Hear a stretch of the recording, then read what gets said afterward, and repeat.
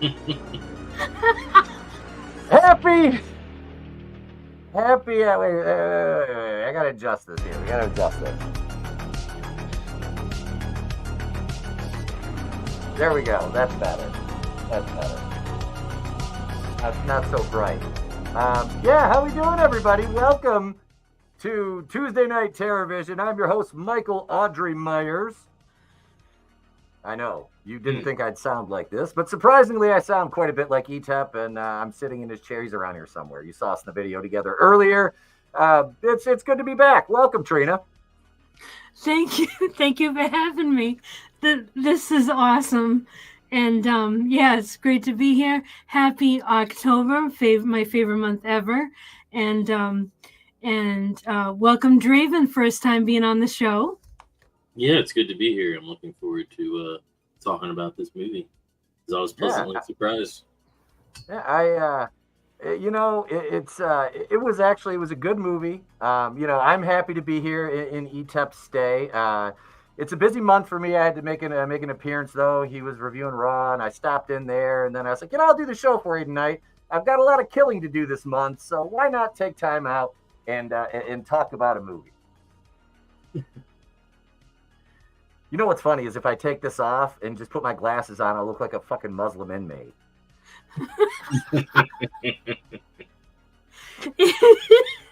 It's hard for me to take you seriously with that on. Well, I mean, is it harder to take me seriously with the mask or without the mask? I mean, let's be honest. I don't know. Wait, hang on. Yes. Jeez. I didn't want to put the eye black on tonight and after I took the mask off, I just look emo and Draven would probably get all excited. I don't know. He'd be like, wait, I got a trench coat. Hang on, let me put that on. How do you know I'm not already wearing it? I would venture a guess to say you probably are. This is the worst thing. Hang on, let me take a sip of my coffee. That's good. Hey, maybe I can, hang on. You need a straw. I just sucked it through my nose. It's fine. What's up, Digsby Hale? Right time. Yeah, it is. It is the right time for this. Horny Alf, what's up, man? Me and him played some Demonologist last night, and goddamn, is that game fun. I may or may not have almost shit myself a couple times. Yeah, even Michael Myers gets scared. Etep was playing that game with Horny Alf last night, and I was just standing back here watching like I normally do. Just standing in the corner, all creepy like. There, like this, just over here, just doing this, just over here doing the thing, just flossing and shit, You got a floss out of me. I ain't crip walking. Somebody's got a super chat for that shit. It's funny. They go, I'm going to try to crip walk in here. I'm going to fall and hit my head. And you're going to watch me bleed out on camera through this fucking mask. And then you're going to knock all your toys over. That would be the worst part. I'd be like, I'm dying going like, God damn it, man. And then some asshole named Corey Cunningham will take my mask and be like, look at me, I'm Michael Myers. Ooh, I'm dark and brooding. Fucking kids, no respect. Sleepwalkers. Kebab with the 80s and 90s. You want to read that one, Trina? Saw Sleepwalkers last night. Why do you want me to read this? Because it's weird for me to read with this thing on and I can't breathe. Okay. Saw Sleepwalkers last night. Cop kebab. What was with 80s and 90s movies wanted to eat cops so bad? Return of the Living Dead famously had the Send More Cops scene ad as well. Yep. Sleepwalkers is a good one. I don't remember that movie. I'm sure I've seen it. I just don't remember. It's the Stephen King movie with the cat people. Oh yeah. Yeah. I've never seen that. They're afraid of cats and shit, and yeah, the mom goes crazy. There's like this weird incestuous kind of thing too. Horny Alf is absolutely right. Etep did shit his pants. Good thing I, Michael Audrey Myers, didn't.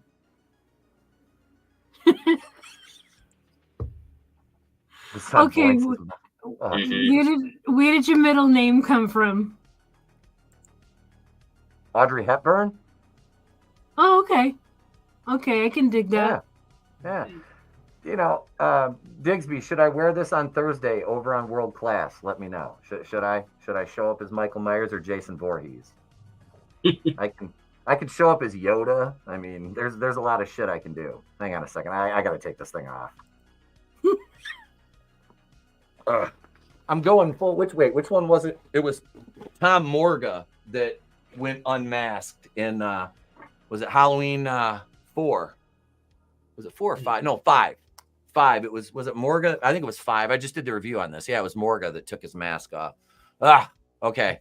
See, hang on. Watch, check this out. Hey, I'll just throw the beanie on. Look what he's doing to your dog, Este. All right. BJ, I'll wear the cowl and everything. That way, at least if I have the cowl on, I can take the mask off, and I still, can talk through the cowl. It just looks really even weirder than all it is.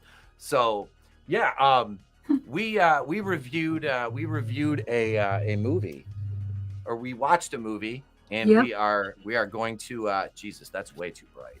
We are going to review said movie, which is, and I don't have a title card for this one, unfortunately, but we watched Cobweb from 2023, and this was a enjoyable movie. I liked this. I don't want to give too much away, but first of all, I didn't know freaking Anthony Starr was the dad at first. I didn't even recognize him, but I didn't recognize him immedially. I didn't watch that much of The Boys though, and I haven't watched it in over a year. Yeah. I was, I made it through midway through season 2. Okay. I think season 2 is where I stopped as well. Yeah, I was just like, whatever. I don't know. I watched the first 3 seasons, and then I heard this new season was pretty bad, so I didn't bother to watch it. Like I said, it had its moments, but overall, it just wasn't it for me, I don't know. I just, obviously, anybody with half a brain could pick up what Eric Kripke was doing politically with the show. Oh, it was so overhanded. Yeah. And they're like, "Huh, stupid conservatives, we're owning you. Homelander's the bad guy." And we're all like, yeah, we know. I know. That doesn't mean I still don't like him out of everybody on the show, because he's not wrong half the time. I mean, look, if I had laser vision, do you know how many liberals I would nuke? I mean, it would just be like, "What's that? Oh, okay. Oh, shit. That was a solar flare. Did you see it? It was terrible. It was terrifying." Yeah. It'd be like, "Oh, no." Anyway. Yeah. Well, I shouldn't say liberal. I should say commies, because they're not people. They're like pedophiles. They're not people. You can just, it's like stepping on ants. Yeah. Hey, YouTube, want to fuck with me some more? But no, that aside, Cobweb, starring Lizzie Kaplan, Anthony Starr, and I don't know what the young man who played Peter, our main character, I don't know what his name was. He was Woody Norman. Woody Norman. I'm glad you didn't say Woody Allen. I'm like, oh, Sun Yi's his mom, huh? He doesn't look Asian. So so when I was looking up at the cast and what they've done, so yeah, the kid Woody Norman, he was in Last Voyage of the Demeter, and I haven't seen that yet. I've seen that. That was good. Really? I knew he looked familiar.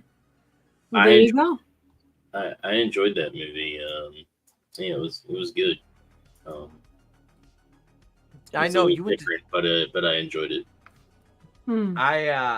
I have not seen that one. I heard nothing but bad things. I know it's out on streaming. I just haven't gathered the wherewithal to watch it yet. Deborah Wilson was the creature.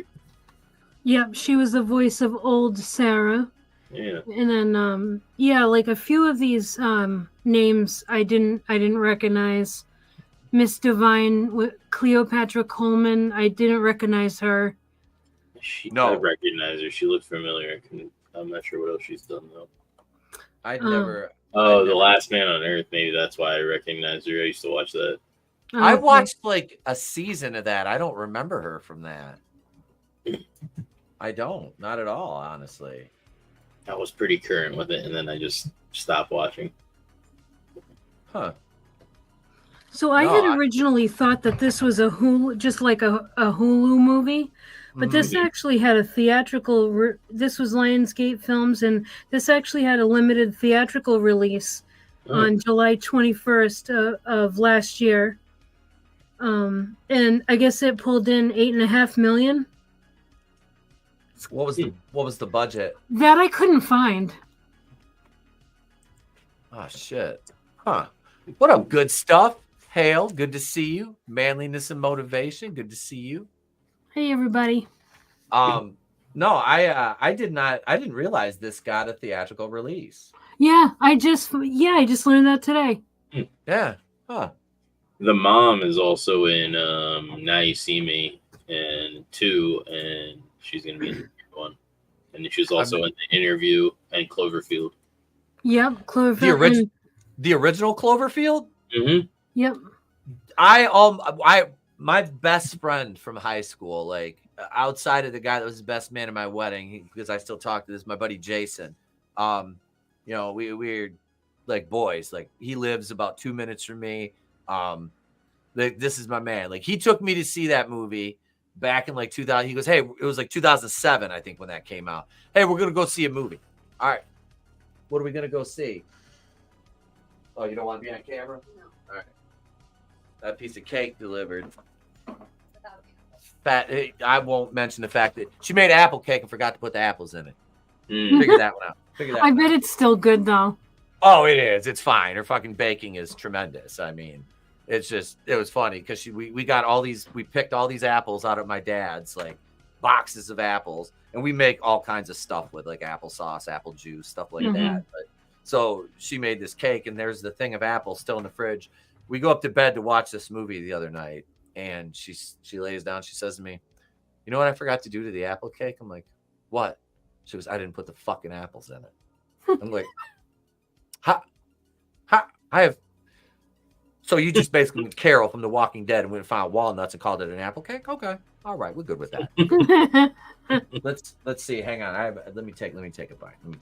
I think it's awesome that she comes down and brings you cake. I know. Let's see. Hang on.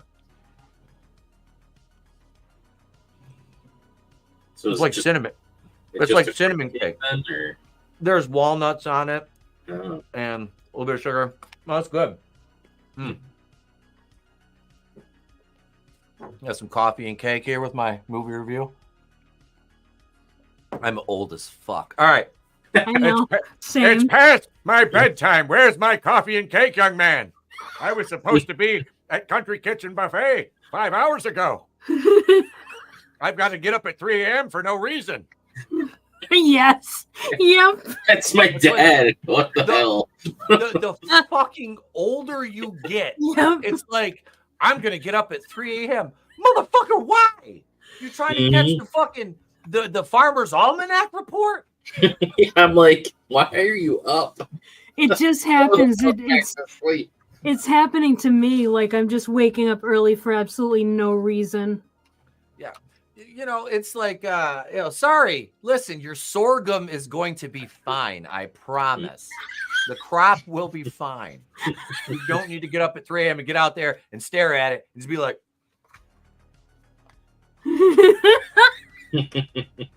staring out the fucking door. But no, so Cloverfield, my buddy took me to see Cloverfield, and I swear to Jesus, halfway through the movie, I looked over at him like this. He's like, what? Because he's the dude. He's always got to have a buffer seat in between us. I'm like, motherfucker, sit next to me. So if I want to make a pithy comment, you're here to hear it. That's gay. I'm like, what? What the hell? Like, that's not gay. Sit next to me, fag. Like, I was like, oh, I got it. We went to Olive Garden before we went to see Endgame, and it was like my birthday. I was like, oh, now my that's man. gay. I said my man took me out for my birthday, and the waiter looked at us. He's like, fucking hate you. I'm like, stop. He's like, I was like, yeah, that's for Cloverfield fucking 15 years ago, asshole. Yeah. You didn't like Cloverfield? I loved it. No, I didn't like it at first because I knew it was J.J. Abrams, the mystery box and all that shit, but fuck, man, it was like a prelude to what we were going to get with Star Wars from that cocksucker, that dick-nosed fuck Abrams. And he'd already fucked up, Lost was the writer's strike. And I love that show still, but I know. I've softened on it slightly over the years. I don't hate it as violently and vehemently as I did before, but what do you hear? What do you say? What up, Vin? Hey, Vinny. So I heard that you had fine Mexican cuisine, Olive Garden. Absolutely. Hello, Trina. Hello, Draven. Hello, Etep. No one told me you guys were doing this movie this week, so I didn't see it again. I originally saw it. Trina and I reviewed it, told her about it, but yeah, no one gave me a heads up. I literally just saw I was tagged. I'm like, oh, I'm a guest tonight. I thought I told you we were reviewing this one last week. Nope. Okay. Yeah, I suggested for you to join us, Vinny, because you were the one that I heard about this movie from originally. Oh, awesome, awesome. Yeah, so looks like we dropped the ball on telling Vinny he was part of the show. Surprise! I was doing something else. I'm like, wait a minute, I'm tagged in something. What's going on here? So surprise! It's like when all the ninjas jump out of the closet in UHF and they're like, supplies. Yeah, that was this. That was all I've got. Let's see. I did not properly inform Vinny. This is me right now. That is why you fail. Stupid! You're so stupid! It's okay. It's Don't all right. make Danny DeVito Wolverine come and get you. God damn it. Well, I'll gut you like a fucking fish.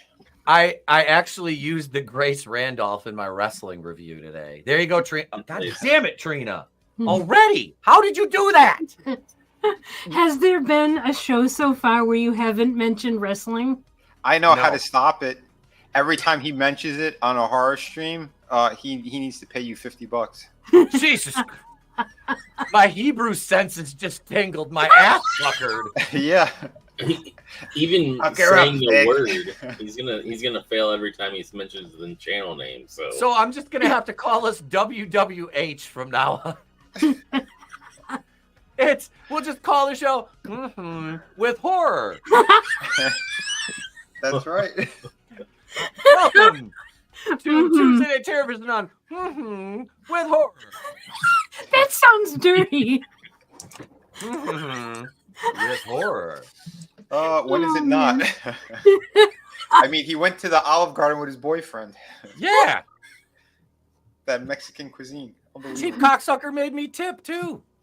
Damn. I'm not a selfish bottom either. Like, what the fuck?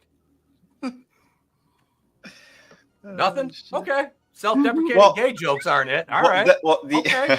Now I got to talk about sucking dick. All right. I heard Anthony Starr, he was at an Olive Garden in Europe, and he got violent with a waiter. It wasn't an Olive Garden, but he did beat up someone. Did he really? Yeah. He like seriously went Homelander on somebody. He was sitting there going like, that's not working. Fuck, that's a TV show. Bah! Punches him in the face. Or like the angry dad from Cobweb. Yeah. So Cobweb, the movie opens a week before Halloween, and we meet Peter, our young protagonist, and we see him. He's going through his normal daily routine, and he goes to bed. You can tell he gets picked on in school, and his life at first, it looks kind of normal. Like, you get a sense that there's something, but it just seems like, all right, he's just an average kid, maybe a little bit controlling family, but he gets awakened by these strange sounds coming from the walls, and he's tapping on them, and he finally hears a tap back in response, and he gets his mom, and she knocks and listens, but she doesn't hear anything, and she blames it. The famous excuse. It's an old house. It's an old house. The house is good. The house is so old, the walls talk. You would think that would happen in a smart house, but not in an old. Now, I can't remember in the opening scene when they were kind of like doing the establishing shots if they showed the pumpkin patch, but that like tripped me the fuck out. Yeah, they did. Backyard.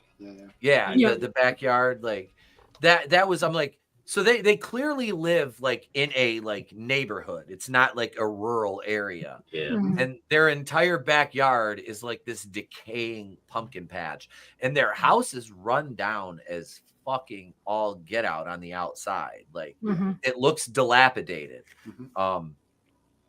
And so the next we see him, he's in school, and this is where we meet Mrs. Divine, and she assists him in catching and releasing this abnormally large spider to just be chilling in his fucking in school. But are we to believe that the spider came from his sister?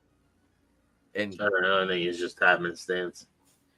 Yeah, I wasn't sure looking back after having watched the whole movie if that was the case.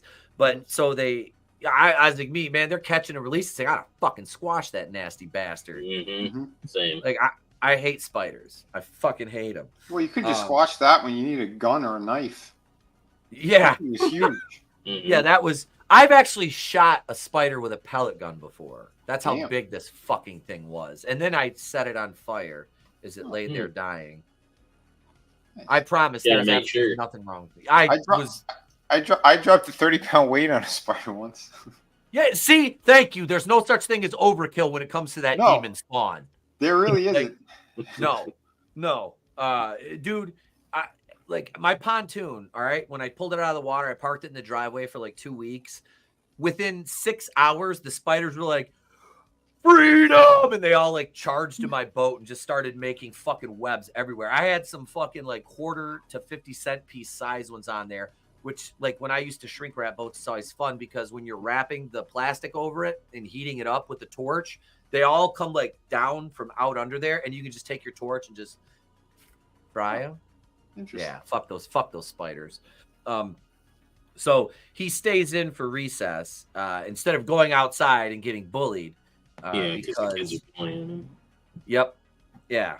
And they haven't. They didn't crush his gimmick yet here at this point. But they set up the one kid. What was his name? Brian or something. The little cereal bowl haircut prick blonde kid.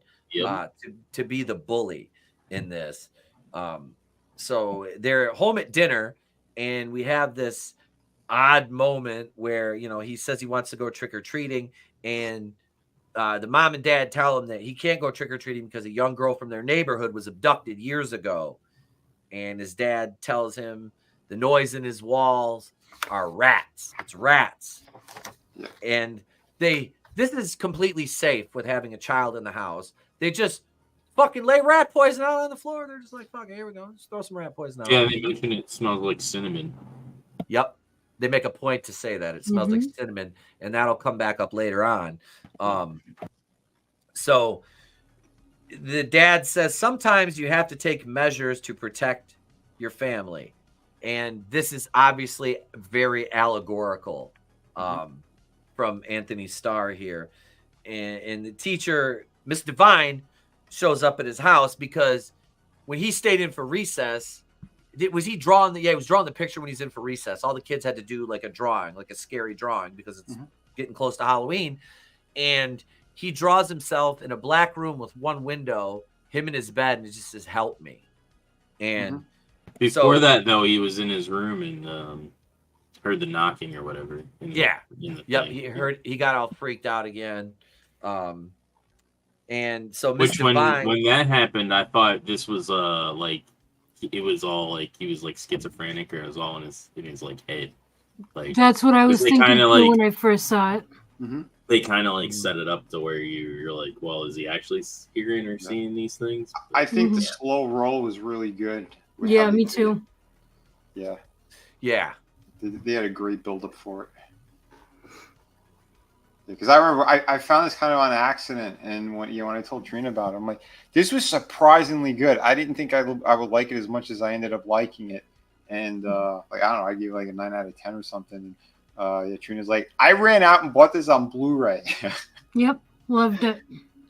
So yeah, I'm happy when we could have like something that feels a little more, is a little closer to like I don't know, an 80s kind of horror flick. Because it kind of has that vibe. Yep. They set that up very well with the parents. Anthony Starr and Lizzie Kaplan did an excellent job. They did with these roles. They really did. I don't want to undersell how good they sold their performances. Because my God, Anthony Starr plays a good fucking creep. I'm sorry, Vinny. Go ahead. Oh yeah, he does. Yeah, he really does. I mean, that's what Homelander is so great too. But Lizzie, we got to give it to her. I don't know if you saw what was it, the Castle Rock series when she plays a young Kathy Bates for Misery. Yeah, I saw that. It's awesome. Oh, she was fantastic in it. Absolutely fantastic. I didn't even know that was a thing. Yeah, it's like a series that was like a prequel to Misery. Well, how long ago did that come out? I don't even remember hearing about it. I heard about it, but I didn't know what it was about. Yeah, I think it was a little bit maybe before or during the start of COVID, somewhere around there. Okay. Yeah, it's like, wait, who's she supposed to be? Like, when I first kind of heard about it, I'm like, oh shit, okay, so it is supposed to be. And yeah, by the time they get to the end of the series, yeah, you see how it all plays out. I thought they did a fantastic job, and her acting skills and her psychosis is like it. You could tell how demented the character is. Like it's perfect. Like as soon as you finish watching it, you want to go right into Misery. She has that look. She's perfectly cast for any role that is for a psychotic woman, because she also is in a series. You remember the movie Fatal Attraction, right? Yeah. Yep. Well, they are or did. I don't know if it's been canceled or what, but they're doing a series, Fatal Attraction, and she's the forget the woman's name, but she's that crazy woman, and that is totally like because of it's just the way her eyes are. Yeah. She has that look. It's in the eyes, Chico. Yes, it's in the eyes. It definitely is. Oh, that's great. Manliness. Psychotic woman, is that redundant or is that redundant? That's a redundancy. Hey, I'm offended. You just triggered Trina. Triggered Trina. She's now T squared. Uh-oh. But I gotta say, yeah, she did a great job as the mother in here, and because they threw you some curveballs in this movie. Yep. Yes, yes, they did. Yeah, you're thinking one thing and they swerve, and then and then they go down another path, and I'm like, oh shit, this is actually really, really good. Yeah. So let's see, where were we at here? The teacher's at the house, and the mom is very dismissive with everything with Miss Divine, and boy, does she get pissed when she sees that fucking drawing. Yeah, that's the last thing they want is him drawing attention to that fucking house. Yeah. He's Homelander is very, very upset with him at this point. Let's see, and he didn't throw him off a roof for nothing, like he did. No, he did not yeet him off a roof. He did not do that. So that was good, but he did punish him. He did. Wait, have they at this? Is this the point where they ground him? Not yet. Not yet. They haven't grounded him yet. Okay. Which, holy fuck, that was like, I know this is a horror movie, but as a parent, I'm like, Well, if anything, your wife would do that to you. You should lock me in the basement. I'm fine. I got a weight room and an office. I just don't have I don't have a toilet, which is there's a bucket down here somewhere. Yeah, she throws a bucket. Mm-hmm. She's like, here's some food in it at first, and she goes, when you're done with it, then use it the other way. See, this is how it is.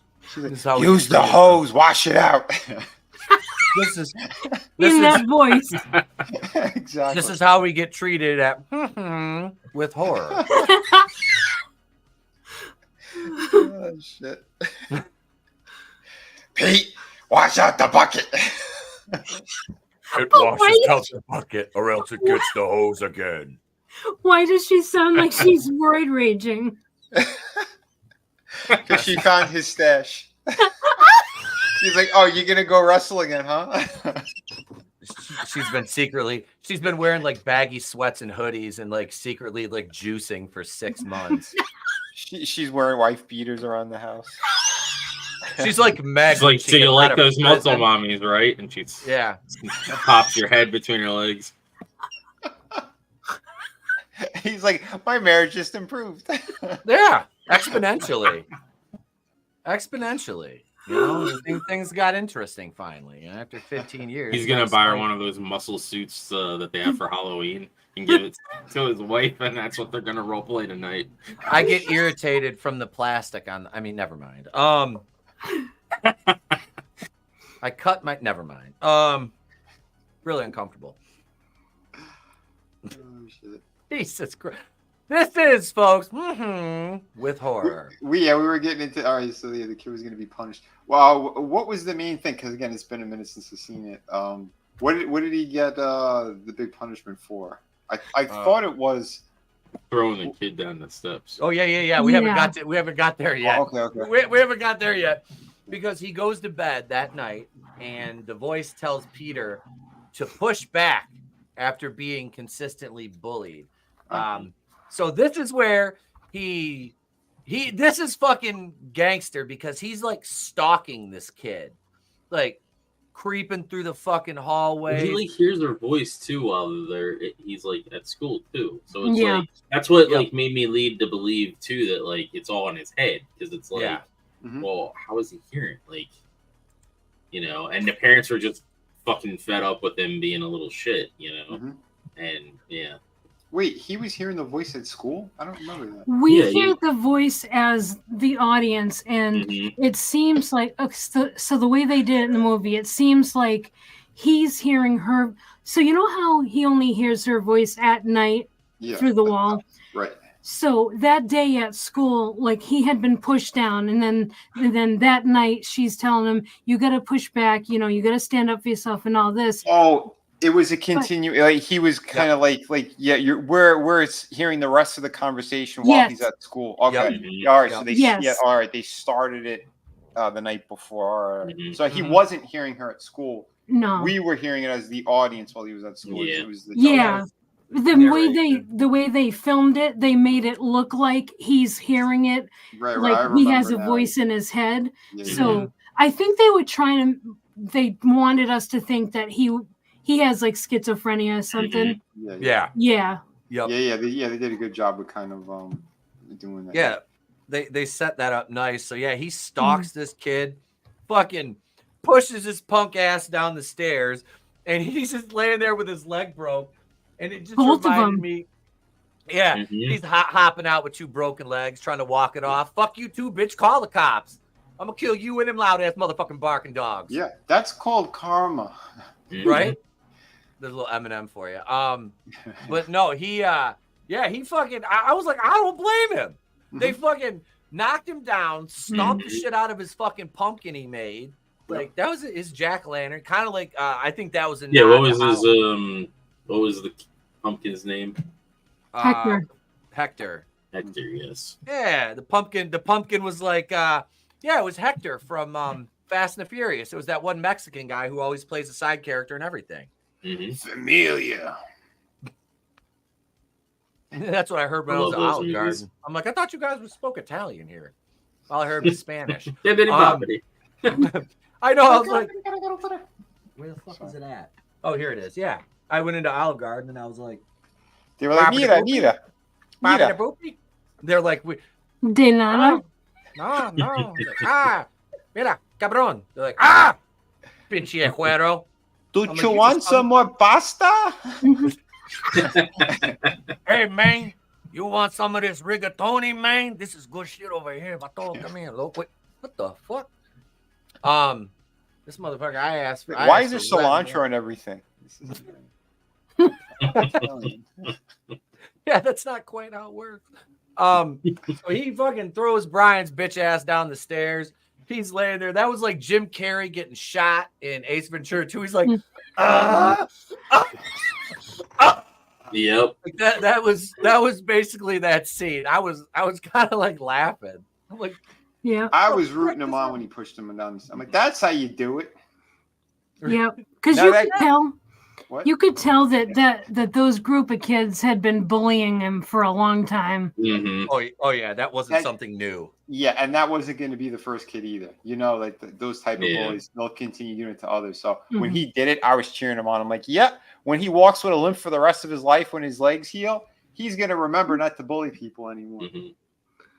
And Peter also got a scuff on his chin or whatever. When that happened too, like banged up his chin really good. Because at first I'm like, how the hell did he get that? And then I was like, oh, that's right. They pushed him, and he must have got busted up in the chin. Yeah.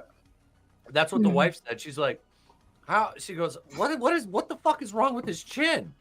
And I'm like, he hit it on the pavement earlier. He doesn't have this beautiful protective layer of fur on his chin because he's a young lad. That's right. You know. So. Yeah. But he scuffed his chin up. Yeah, he gets expelled. And then the parents are like, his dad's like, Homelander's like, look, I would use my fucking laser vision, but that would be copyright infringement. And I can't do that here. So the next best thing is I'm going to lock you in the basement. Mm-hmm. And they fucking pull a bridge away from this thing. And I'm like, what in the hell? Yeah. When they're like, lock him in the basement. And then they move the refrigerator. I'm like, oh, Lord. Oh, yeah, Lord, like kicks up to 100 at that point. Yeah. Yep. Yeah. You're like, oh, geez. It is balls to the wall at that point, you know. Wait, did you say rigatoni on N-word Tony? No. Not on air. Hey, could have been worse. Could have been Haitian cooks. If a tree falls in the woods and nobody's there to hear it, does it still use a hard R? Does the cat get cooked?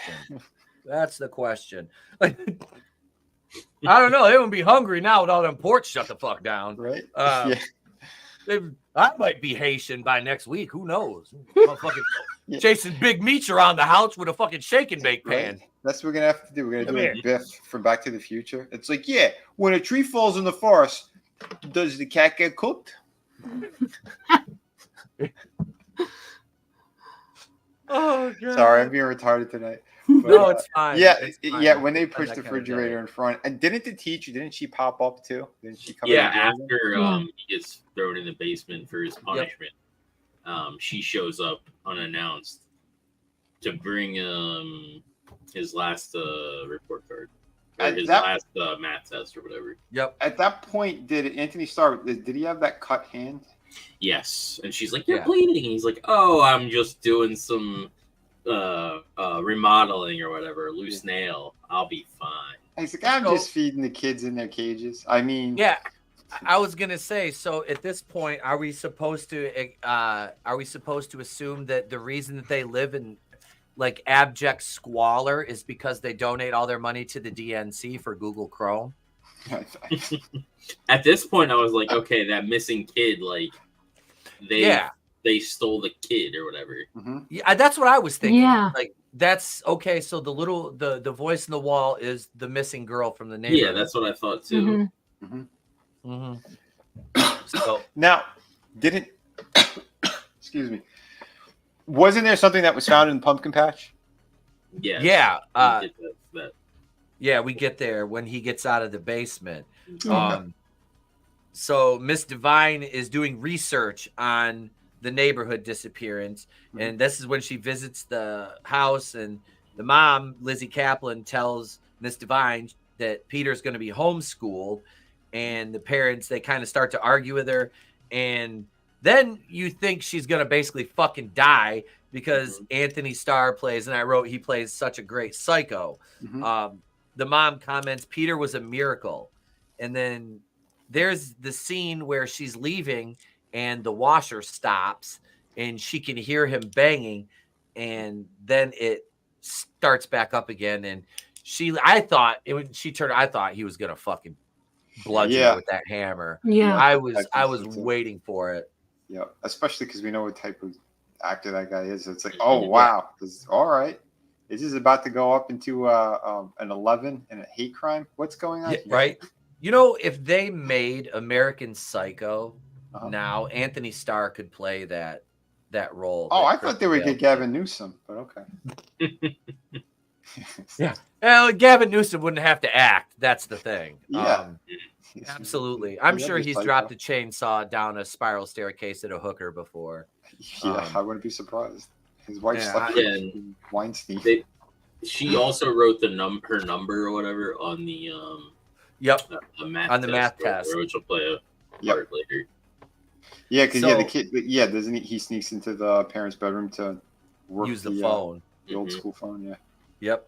And this is I said Mr. and Mrs. Psycho let Peter out, and they forgive him, which I thought was rich. They forgive him, and they tell him he's going to be homeschooled. Yeah, no more nightmares and whatnot as well. Yep. Now, remember what we see in the basement. So when he's first put down there, we don't see that he, like, we just think he's sitting down there by himself. But then the next day, when there's light shining in the basement, we see him actually chained to the floor. And then he sees like this pallet. He lifts it up, and we see a cage built into the basement floor. Yeah. Was there a doll that was down there? Yeah, there was a teddy bear. Okay. I did not notice that. Yeah, like I said, it's been a minute. I wish you guys told me at least the day before. I would have rewatched it. I thought Etep would have told you. I'm retarded. To be fair, I'm not going to argue that. There's no good case to be made against it. So the defense rests, Your Honor. So this is where the voice. I'm going to say that in jury duty when they call me. I'll be like, "Yeah, I already served." They're like, "What do you mean?" I'm like, "Yeah, I was on Pete's case, and he was found guilty." Yeah. I'm not going to lie. I'm kind of retarded. See, I'm just going to get up and walk out, and I'm going to be guilty. Hey, Nat. No. I got the rope right here. I got the rope right here. His name is Rope Revere, and there's a guy that's never mind. I can't even. All right, I have a whole. No, I can't do that. You get that on Patreon, folks. Patreon.com/wrestling with horror. 420. So the voice in the wall reveals itself at this point to be his sister and warns him that his parents are evil. And we have that nightmare sequence. Oh, that was creepy as all hell. Yeah. Jesus, God in heaven, was that fucked? Yeah. Like they did an excellent job with that though. Like the nightmare sequence. So you remember after he's let out and then he's having a bath, and it's weird because he's older but they're giving him a bath like he's still a toddler. I thought that was weird. But anyway, so they put him to bed, and then he ends up falling asleep, and in the middle of the night we as the audience see him wake up, and we hear like this clicking noise. And then it pans over to the corner, and there's his father standing there, and it's his eyes opening and shutting. Yeah. Oh yeah. He's blinking like super fast. Yeah. And then he's like, "It's your fault, Peter. Look what you've something like, look what you've done to your mother," or something like that. Mm-hmm. And then it pans to the hallway, and we see like these. All we see is darkness, and then we see what looks like white eyes. And then we see his mother, and she's like standing there, and I wish we had a picture to show everybody. Oh yeah, but, yeah, that was super creepy. Yeah, and then she runs. Mm-hmm. Okay, so she starts running towards the bedroom, mm-hmm. and then the light goes out, but we still hear her running, mm-hmm. but we don't see her running. Then all of a sudden she's on, like, running up on the bed, and she's on top of him. Yep. And like he's freaking out, and then the way that they have him wake up is like she's on top of him attacking him, but then he's waking up and his mother is like hugging him and like, it's okay, Peter, it's just a nightmare, and it like turns to daytime. And the scene looks like it flips, like his bed looks like it flips. Yep. Mm-hmm. It's wicked awesome cinematography. Yeah. There are talented people working on this movie. Here's an image of the mom. I get it. You got it. Yeah. There we go. Yeah, that shit. That was... Yeah. That was cool. Yeah. And she like hops up on his mm-hmm. bed or whatever. It's about ready to attack him, and immediately as that happens, he like wakes up and it like does this weird like camera turn thing where he's like getting up out of the nightmare, and she's like embracing him. Oh, for sure. Oh, J-Man, yeah, I found this thing on Hulu a couple of years ago, and yeah, Trina and I reviewed it, and then this is the movie they picked. But I'm telling you, this thing was solid. You'll really enjoy it too, especially if you like the horror stuff. Mm-hmm. It's very good. It's still streaming on Hulu. Oh, sweet. Yeah. Yep, that's where I just watched it. So let's see. He digs up the skull in the garden at this point, and his mom almost catches him. But I said he kayfabes her by picking up a pumpkin from the garden, because there's a couple good ones left in there. And he calls Miss Divine from the bedroom at this point. His mom is carving the inside of the pumpkin out. So he sneaks upstairs, and mom catches him, and the secret is out, and mom starts breaking down. And at this point, you know it's on. There's no turning back now. Mm-hmm. So dad makes Peter dig his own digging the grave in the backyard. And while this is happening, we see Brian and his punk ass cousins pull up in a van out front of the house. And you know, like, they're gonna fuck with this house because it's Halloween, and you jumped ahead or whatever. What did I miss? You missed. When he's digging the grave, the dad mentions about the pumpkins. There's like a blight or whatever, and then the rot. We need to bury them so that the crop next year can come in.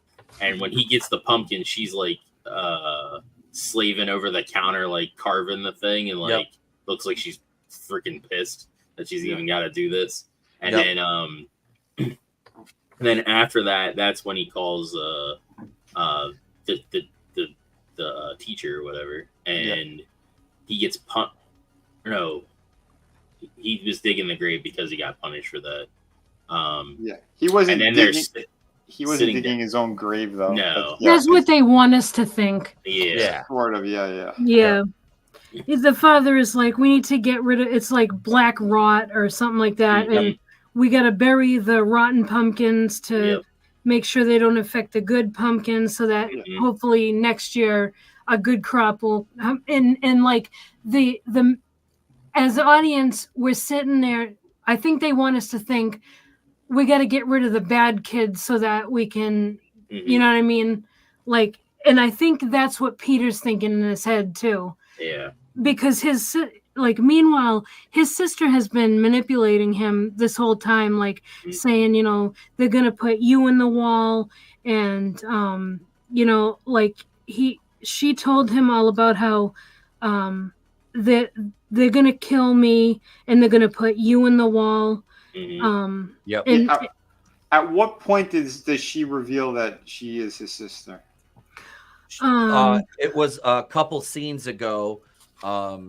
When it was like the one night before the nightmare, I think. It was right before the nightmare. It was right before the nightmare. Yeah. That's when she told him. She revealed himself to him too, because he puts there's a hole in the wall, where the wallpaper separates, and he puts a ball in there, and then she like looks out. I think she throws the ball back too. Yeah. Yeah. Yeah, but then her reveal was freaky. It was freaky. And then after the whole pumpkin thing, that's when they're eating dinner. Yeah. And yeah, it's like a gruel or some stuff. And I'm like, what the hell are they eating? Yeah. And some kind of stew without anything in it. It was weird. It looked like fucking gray applesauce. It looks like they went to Olive Garden.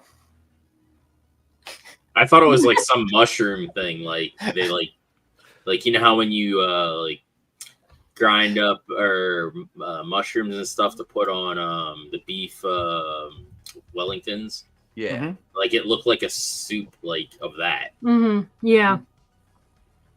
Yeah, it was. It didn't look appetizing at all. No, it didn't. No. Like Olive Garden. God damn it! I see. I'm Italian and I like Olive Garden. Oh, but I have a good night, folks. I would never say that it's like, oh yeah, this is like awesome Italian food. I would never say that. Yeah, it's like saying Taco Bell is like it's Mexican. Exactly. Food. Exactly. Taco Bell is the whitest Mexican food since Don Pablo's. Y'all remember that fucking place? No. Yeah, that's a throwback right there. Don Pablo's. I think those went out of business in like the 90s. Or Chi-Chi's. Yeah, I forgot about Chi-Chi yeah. too. That was another one. Yeah. And not Chi-Chi Rodriguez. Until everybody started getting the Hep B, and then they shut them all down. Yeah. What? Yep. Yeah. Oh, there's a lot. Guys, remember, I don't know if you watch my streams or not, anyone who's listening, never eat at McDonald's. Never. Never, never, never. Nothing. Eat nothing from there. It's Soylent Green. I knew I really liked people for a reason. I'm such a people person. You know, some people just need to be eaten. Yeah, I don't know what you have next to your notes. No, so they're sitting there and they're eating dinner, and Anthony Starr's like, "This is good." He goes, "What did you do to this? Something different?" And then I taste cinnamon. Yeah, and then tastes a little off. You know, you could clearly see it as soon as he realizes, oh shit, I said it tastes like cinnamon. And mom is still eating this shit. She's like, yeah, whatever. It's fine. Just plowing away. It tastes fine. I need to carve up some more pumpkins. Where's that kid? Throw him in the. Oh shit. And then it's this. They go to grab the phone. They go to grab the phone, and that shit's cut. Yep, the fucking phone line was cut. I was like, ooh, damn. That shit was slick. Because they were reprimanding Peter too before that, while they're like when they're sitting down to eat, and then that's when he dawned on him. Yeah, because he looked over and he hasn't touched his food. Oh, we skipped over a part too. Okay, so before dinner, okay, when was this? Okay, so right after he was digging in the garden and found that skull, he was talking to his sister in the wall, and she says, she tells the story. She says, it was Halloween before they locked me in the wall. A trick-or-treater came to the door. I asked for help, and she... What the hell did I just write? Oh, okay. So and then the trick-or-treater saw her, and so the mom and dad killed her. And she said, I don't want to end up like that little girl. And then Peter says, I'm going to get you out of here. And she asks how. And then he says, I think I know someone who can help. And that's when he calls Miss Divine and whispers on the phone, I need your help. Doesn't she also tell him how to get, or does that happen later? No, during that scene too, I think she also told him how to get her out of the wall by getting the thing behind the clock or whatever in his parents' bedroom. Yeah, that's a little bit after. Okay.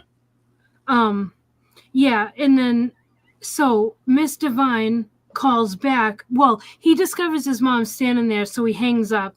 But Miss Divine calls back, But his mom answers the phone and she's like, oh, he just wanted to say hi, but now he's just so embarrassed that he can't talk.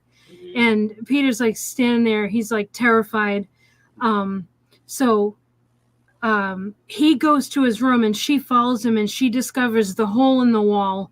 And she starts freaking out, like following the wall and asking, like, what did she tell you? What did she tell you?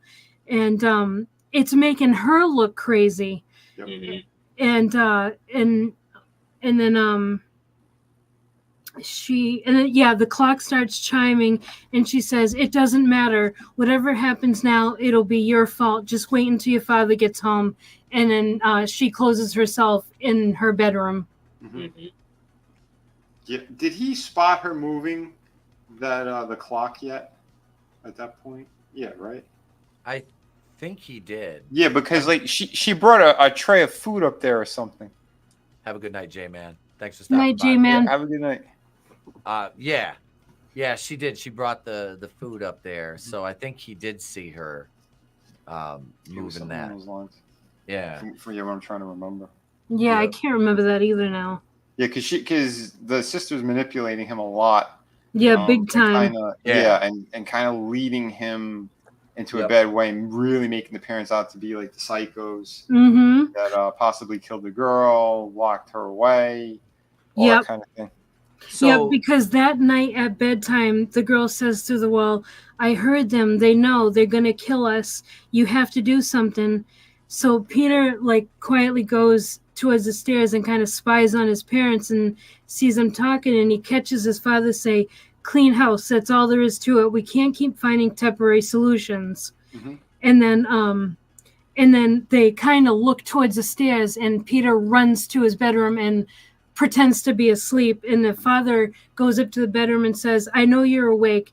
Get a good night's sleep because tomorrow you help me in the garden. There's a problem we need to take care of. And then the next day is when they dig in the they dig that hole. Yeah. Okay.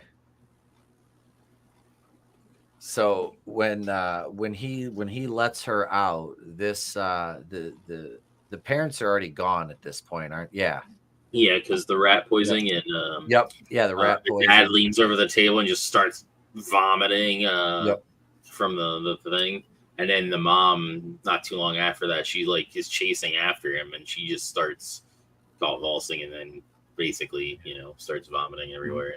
Yeah, because he was running up the stairs and the mom was like trying to grab his feet or his heels or something. Yep. That's So this is when he lets the sister out at this point, which is a monumental error in judgment on the part of this kid. But like we said, like as this is happening, this like right after he lets her out, that's when and he's running away from it. That's when the Brian and his cousins or whatever show up to fucks, payback for him breaking his cousin's legs. Yeah, and as the mother is laying dying there at the bottom of the stairs, she's like, she even grabs him before she dies and is like, don't do it, Peter, don't let her out. But yeah, at this point he believes his sister and thinks his parents are monsters. Which they kind of are, but yeah. I was gonna say their hands aren't clean either. But so are we to assume that the sister, like who killed like the little girl that got abducted? Was it the sister? Was it the parents? Yes, it was the sister. That's one of the reasons why they end up locking her up. Yeah. Okay. And they buried the kid. Or wait. I thought she had got out. Didn't she get out originally? And then that's what happened. She killed that girl, and then they caught her and locked her up again. She that we're not sure of. The story that Sarah, the sister tells Peter, is that it was Halloween before she was locked up. That the trick-or-treater came to the door, saw her, and I guess the parents didn't want anybody to see her, so they killed the little girl that showed up at the house. And that's the skull in the backyard. That's the little girl, and that's when they locked that Sarah up in the basement in the cage. But she learned to like adjust to the dark and climb and all that stuff. Yep. And bite. And bite, yep. You mentioned they made a pit for her first, and because Peter was the beautiful, a miracle or whatever. Yep. And then she was born, like, I guess, messed up or whatever. So they like made a pit for her, and when that didn't work, then they, did the other stuff. Yeah, they just needed Charles Xavier. She would have been all right. I know. She's a mutant. That's her right there. That is basically, it's, Yeah. Grim Cuddy. Which, that was a good movie. I liked that. I never saw that one. Yeah, that shit was... The design on her was fucking... Just freaky. The West of my one gripe I had, I think they should have kept her face completely in the shadows. It should have been obscured. Yeah. If any, just the glowing kind of thing, or the glint of light hitting the eyes. Maybe some teeth. But yeah, I don't think they should have revealed her kind of full look. Yeah, that's her face and stuff. Yeah. And you could tell they were on the fence too. Should we reveal? Should we? Like, you could almost get that vibe. I think she should have stayed in the dark. If anything, you don't get a very long glimpse of her, like her face. No. And then the rest of it is like the hair covering her face, and just like the back of her. Her movements were fantastic. I love how they did that stuff. Oh yeah. She almost moved like a wraith or something. What that reminded me of was the spider, but it was Malignant. The if anybody remembers that movie, the way that the creature or the twin. Oh yeah. I eviscerated that movie when I reviewed it. I that one I didn't like, but just the movements of the character reminded me of that. The scenes with her climbing on the walls when so Brian and his cousins come in the house and they've got baseball bats and they're gonna fuck shit up and the blood splatter on I think it was the first one that got it was just gnarly. Pulled him under under the piano or something and just blood just splash all out from under it. Yeah, that was. It got way more violent than I thought it was going to get. Mm-hmm. Well, that's why they brought those guys back in, was just for them to be cannon fodder. Fuck, even the kid got offed. Yep. Which was no big loss because he's going to grow up to torture animals and be probably a serial killer anyway. Yeah. So she did the world a favor. The head off of the one because she's sort of throwing the kid against the wall, like how he was throwing the ball against the wall earlier in the movie. And then she throws him back one more time, and he doesn't have a head. Yeah, he's walking out of that one of the rooms without a head. Yeah, yeah. You just see the body come walking out headless. It's like, oh shit. Yeah, that was great. That was pretty killer. The way that they had her, scurrying around was cool too. And so that kid on the crutches. Is sitting there on the floor and he looks up and then you see the spiders drop on him and then her hair come down. Yep. And that was so well done. I loved that scene. Yeah, that was cool. Yeah. He even turned to the left before that and because when they let the sister out, she got rid of all the bodies from the parents. And the kid looks over when he sees his one cousin get pulled away by her, and this cupboard under the steps, this door under the steps, opens up, and the mom is there and just dead stare because she's dead, and he starts freaking out, and then that's when what you just described happens after that. And I love how there are little tiny doors all over the house. Yeah. Mm-hmm. Yeah. There was a lot of nice touches added to this, it made the movie that much better. So she wipes out these four and let's see, Miss Divine shows up. Is this where because she shows up here and she catches Sarah. Well, hold on, didn't Sarah grab the kid and put him into the basement pit? Yeah. I'm pretty sure that ends up happening. Yeah. But I don't remember if that happened before Miss Divine comes or while she's. I don't remember that. I think it's while. I think it's while she's there. It's what, yeah, that happens while she's there, but before that happens, Peter's hiding in his room, and then after she kills all those kids, she goes to Peter's door, and we hear like her in her old raspy voice, and she's like, "Good boy, Peter. What was it like watching them die, just like the girl in the garden?" And she puts him in the wall too, or whatever. Yes. Yep. Yeah. And then Divine shows up and basically smashes the wall because the sister is gonna go into the wall or whatever and kill him. Basically, at least that's what you assume. And she gets him out of there quick before she's able to do anything. And then they start running around. I think that's when they run down to the basement. Okay, so yeah, because she gets cut in the basement, and she's like fighting with Sarah, but her hair is hanging in the pit, and he's like pulling her back and walking up the wall by her hair. Yeah, like Rapunzel. Yes. Yeah. It was very Rapunzel-esque at this point. I loved the scene. Okay, so when Miss Divine shows up and she's like, she first shows up, she goes in the house, and then we see like her look in the kitchen, and we see like Sarah grab a knife, but all we see is the shadow of it in the kitchen. I loved that scene. It looked awesome.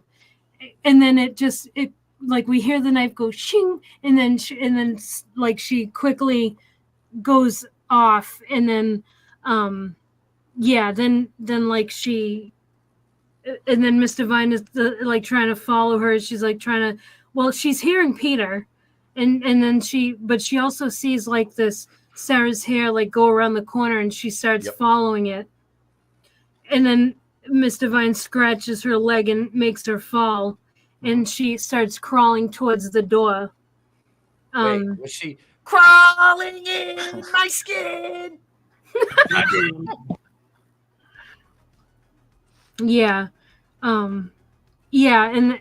said that's, and then he's in the cage in the basement. Yeah. And then, so that's when he picks up the teddy bear, he turns it over, and then there's a tag, and that's where we find out that the teddy bear belonged to Sarah, and that's when we find out that her name is Sarah. And then, she climbs down, and he's like, "Why are you like this?" And then she's like, "Nobody can be as perfect as you are, Peter. I was just born this way, and nobody loves a monster." And that's when we see the face reveal. That shit was, that was, it was a great effect. They did a good job with her face. I thought it looked good, but like we mentioned, it would have been better if they just showed like a little bit of the teeth on one side and eye, and the rest was obscured. Just like he could see it, but we as the audience, it was like you're trying to, you know what I mean? Yeah, I agree. There's another picture of the creature or whatever. Oh, let me make it a little bit bigger. There we go. That was creepy as shit. Yeah, I agree. Can, like, bend their legs and shit. Okay, I hate my accent. Thank you, Digsby. That's very nice of you. I can't stand my accent. Everybody like loves it or laughs at it. I can't stand it. Anyway, but yeah, I agree with you, Etep. I think they should have kept it obscure. Yeah, it would have worked better, I think. But it's not that it detracted from the movie overall for me at all. I don't want that to be misconstrued. I would have preferred the ambiguity on the complete aesthetic of the sister. You still get the scenes where she's on the wall. You know how it was darkened because it was like in the corner of the room. That they should have kind of kept that throughout to me. it's scarier when it's left to the imagination. You know what I mean? When your mind can paint that full picture and what's left out.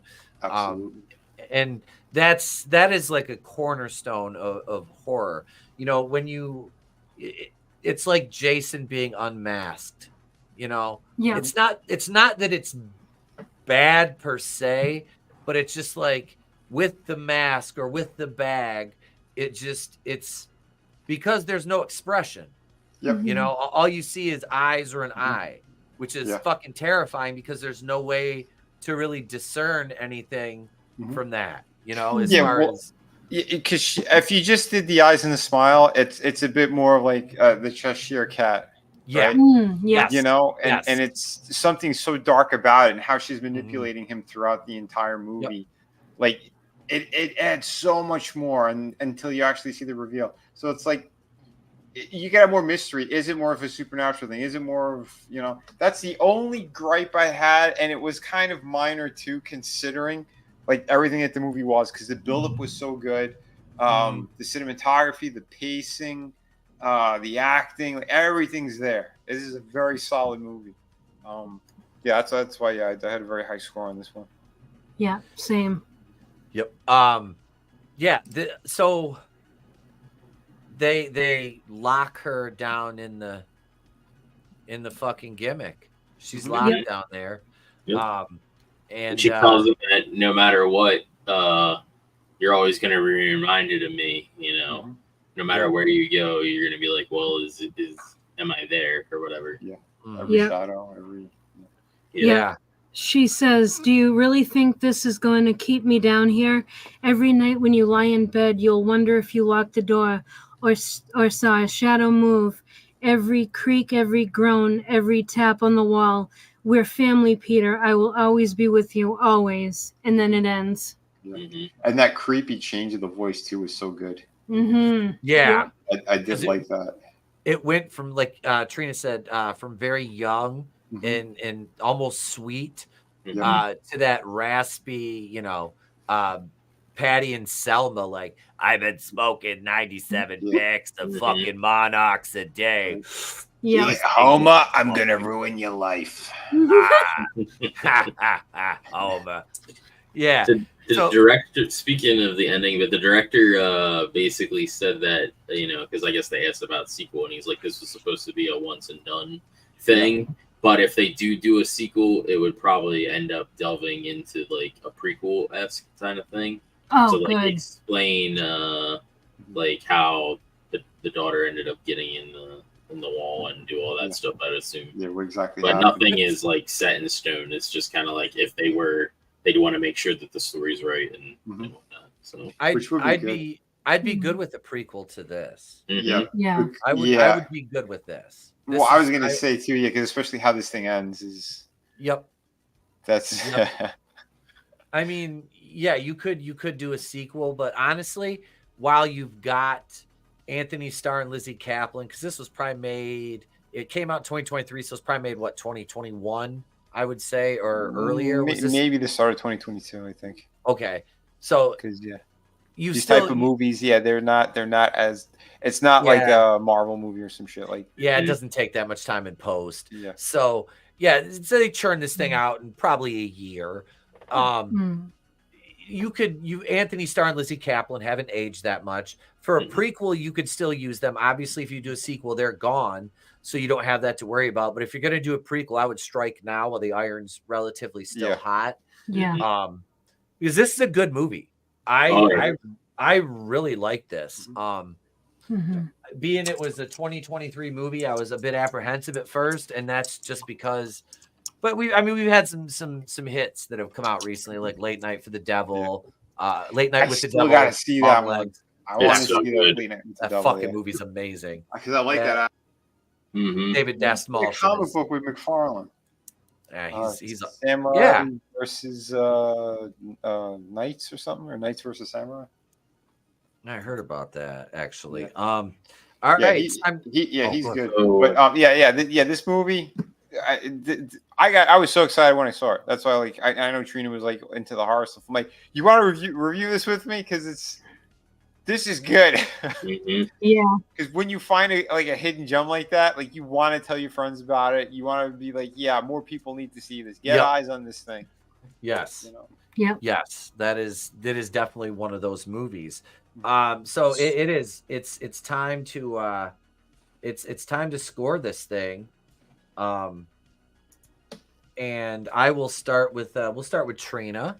Trina, what did you give this for a score, miss? All right. I really like this a lot, so I think I'm gonna go with I think I'm gonna do a 4. A 4. All right. Trina goes with a 4 out of 5 on this one. Vinny, what about you, man? Yeah, I was going with around a 3.5, maybe a little bit more than that. Because it was really good. I'm almost out of 4. Like I said, it's just the reveal thing is the only thing that bugged me in the film. Everything else was done so great. So yeah, I'm more than 3.5. I'll say that. I put you down for 3 3/4. Okay, that's fine. 3.9. So we go 3.999. Draven, what about you, man? I think I'm going to give it a 4 as well.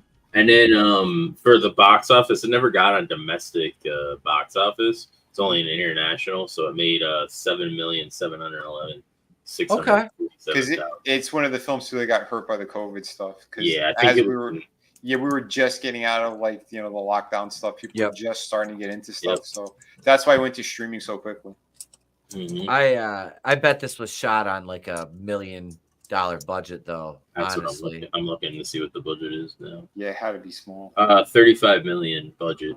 35. Oh, really? Jeez. Wait, and they made $7 million? Yeah, we'll do a national release real high, but if anything, hold on.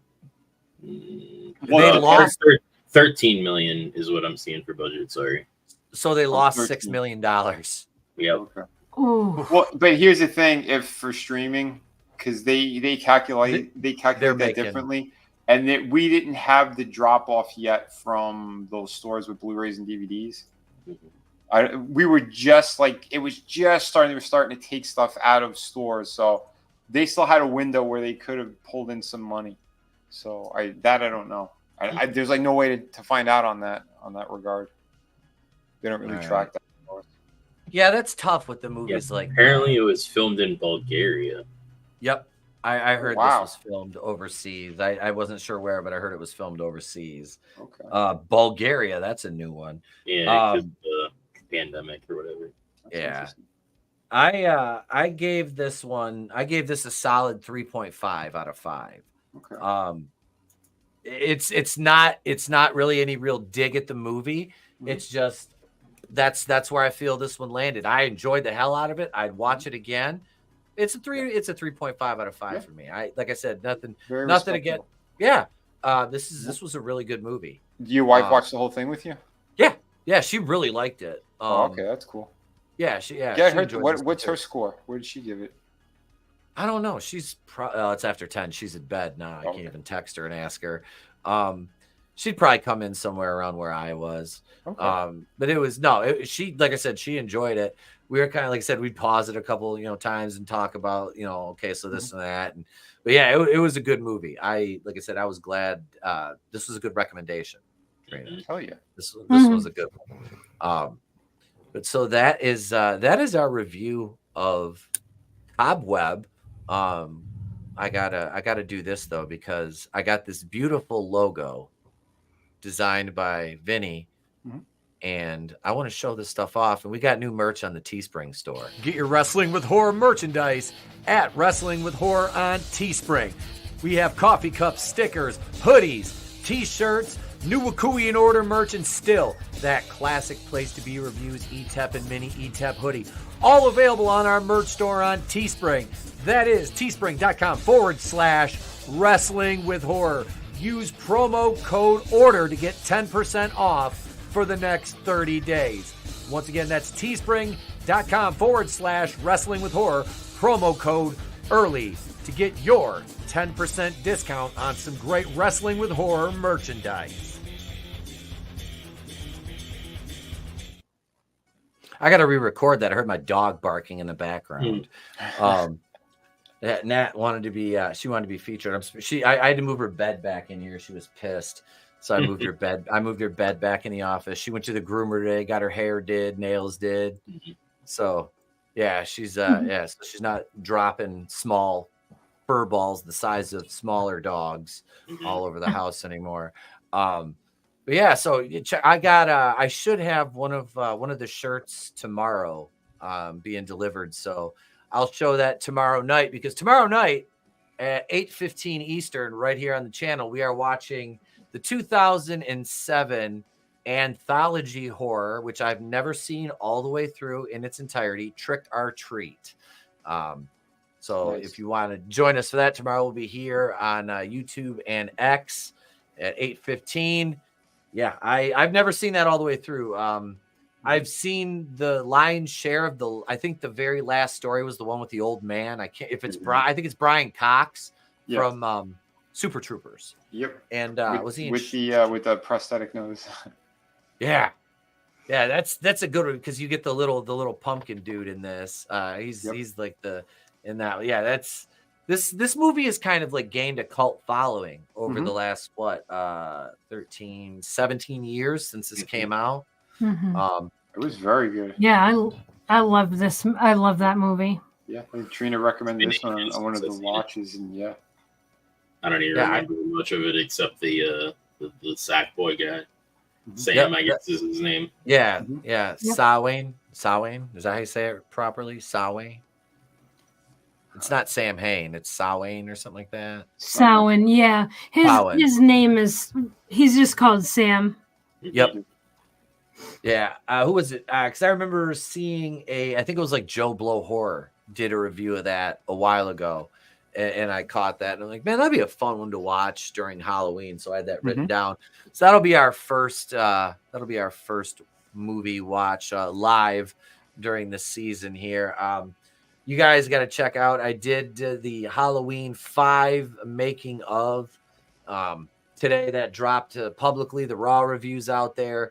Check that out. I will have probably one more video this week. Might not be until Friday, because I got to work tomorrow, and tomorrow's a busy day. We got work, piano, parent-teacher conferences, barber.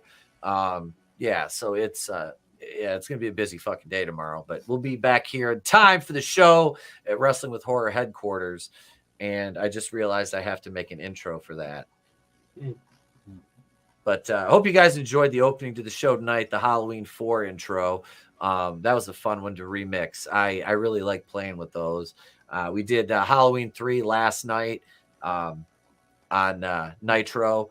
And next we have one of those every Monday night. I think we'll use that Halloween 4 intro for the rest of the month, just because I really enjoy that one. Nice. That is my favorite opening to any Halloween movie. Period. But I absolutely love that. You didn't tell them who your barber was. It's Danny DeWolverino. I was like, just a little off the sides. No, we got pictures on Thursday. It's picture day. So the little man's got to go get his fade touched up and his hard part cleaned up. And I got to I'll have this trimmed a little bit. And it's been a couple weeks, so I'll go and have him trim it up for me again for pictures, because I have to get my staff picture taken. So yay. With all the gray. I'm not dyed this year. I have all the gray showing. So I'm distinguished now. Leave it. It looks good. I am. I'm not dyeing it anymore. I'm done. Yeah. You don't have to trick people into thinking that you're an adult. Nah, that's the thing, is since I stopped dyeing it though, every time I've went to buy alcohol, it's been you don't need the ID anymore. I'm like, yeah, you look like Mr. Fantastic, but with your beard and not your hair. I'm gonna get a wig. I'm gonna do a Costanza. I'm gonna get a wig and be like, you're bald. I was bald. If you do that, you gotta let your hair grow out, and you know how the Asians use that like sticky thing, and they make it look like you actually have hair. You got to do that. I threatened to let my hair grow. I was gonna say, I told her, I threatened her that I would let my hair grow back out, and that was met with that was met with violence. You wish. Right? I pray for violence. I don't know why, but I just do. It just happens that way. All right, folks. I've got killing to do. Vinny. Yeah. What do you got going on the rest of the week, buddy? What the hell do we have going? Today's Tuesday. Well, if it ain't the end of the world, I think we're gonna do some kind of toy stream or something on the Thursday. Then I'm gonna be back on Friday with some more crazy stuff. There's plenty of insanity going on. I think right now there's also the debate with Tampon Tim and the other ones. So we'll probably talk a little bit about that. But yeah, there is some insanity happening. So yeah, tune in to my YouTube channel, Rumble.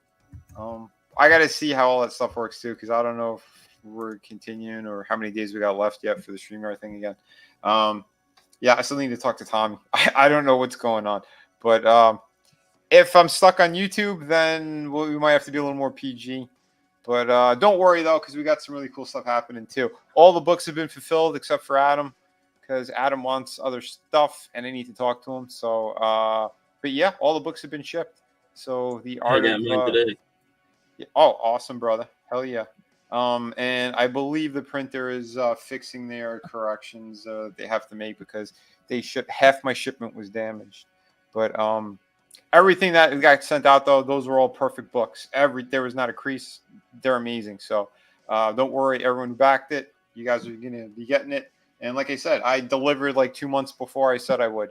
So there you go. Take that, scumbags over on CG. Oh, man. Thank you for being here, Vin. A pleasure, man. Draven, are you working tomorrow, or? Yeah, I work tomorrow night. Are you off Saturday? I am off Saturday. I'll get done Friday morning, so I'll have Saturday, Sunday, and Monday off.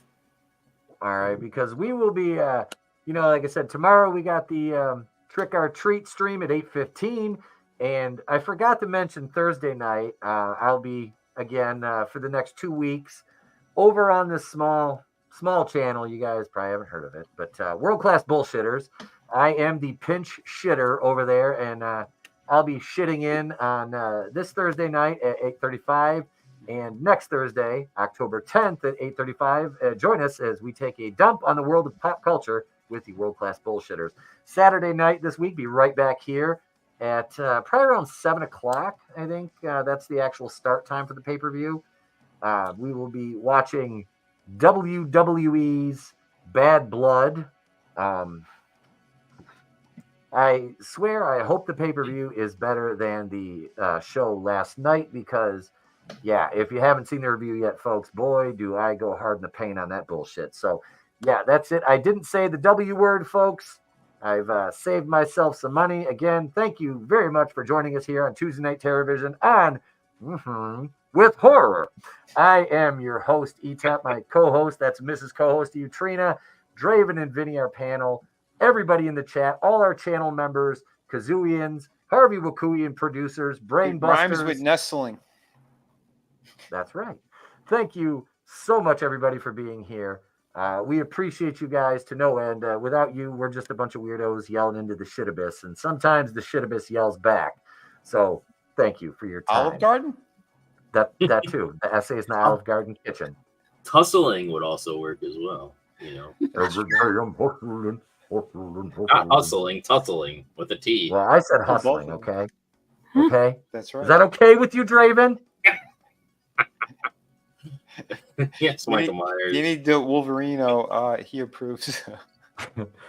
He's so keeno and beefarino. He's Danny, the fucking Wolverino. Right. Shit. There we go. That's. I'm done, folks. I'm fucking singing. Good night, everybody. Remember, it's always better to burn out than fade away.